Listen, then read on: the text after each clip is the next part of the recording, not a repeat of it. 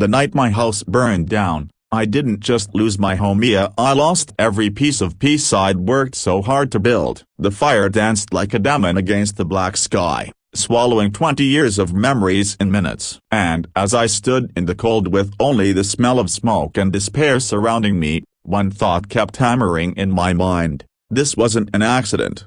My name's Ethan Walker, and I'd moved into the quiet, Oakline neighborhood of Willow Pines to start over. After my wife passed, I wanted somewhere peaceful, somewhere quiet enough to hear the crickets again. I bought an old, modest house on the edge of the neighborhood, fixed it up with my own hands, and kept to myself. But peace didn't last long in a place ruled by an HOA president named Karen Delana, a woman who believed power was her birthright and control was her purpose.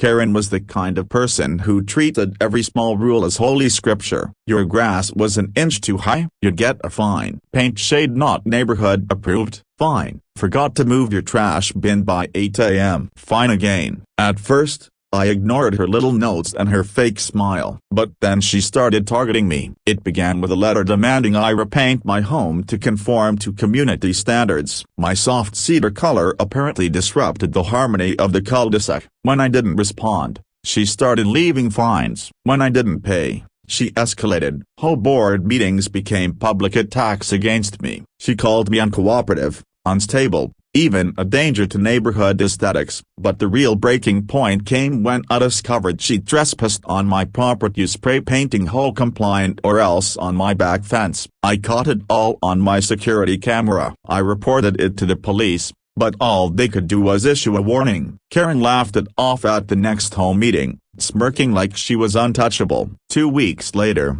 I woke to the smell of smoke. It was after midnight. My dog, Max, was barking wildly at the door. When I opened my eyes, my bedroom was already glowing orange. The hallway was filled with heat and choking black smoke. I barely got out alive via burned hands, lungs full of ash, but Max didn't make it. I watched helplessly as the roof caved in. The world I'd rebuilt reduced to cinders. The investigators said it was arson, gasoline residue near the porch, multiple ignition points, deliberate. But no fingerprints. No cameras working. The power had been cut. I had my suspicions, but suspicion isn't proof. For months, I lived in a motel, fighting insurance claims and grief. My life had become ashes, both literally and emotionally. And then one morning, as I sat in that stale motel room staring at what little I had left, my phone buzzed. It was a call from Detective Harris. "Ethan," he said, his voice calm but heavy, "we've got something. You might want to sit down." Karen Delaney had been arrested. Her car had been impounded for unrelated traffic violations, and inside, police found gasoline cans, burned gloves, and a lighter engraved with the initials KD. Even worse, her phone contained text messages to a contractor friend complaining about getting rid of that eyesore house. She'd even searched how long does fire spread in wood homes. The trial took months, and I attended every session. Karen tried to play innocent, blaming mental stress on medication. She sat across from me in her expensive suit, her once perfect hair pulled back tight, her arrogance gone. Her lawyer painted her as a victim of obsession, as someone who didn't mean for it to go that far. But when the prosecution showed pictures of my burned house, and the body of my dog found by the door, there were gasps in the courtroom. I watched her eyes flicker just once. That was the moment she realized her empire of control had collapsed. When it was my turn to speak, I stood up,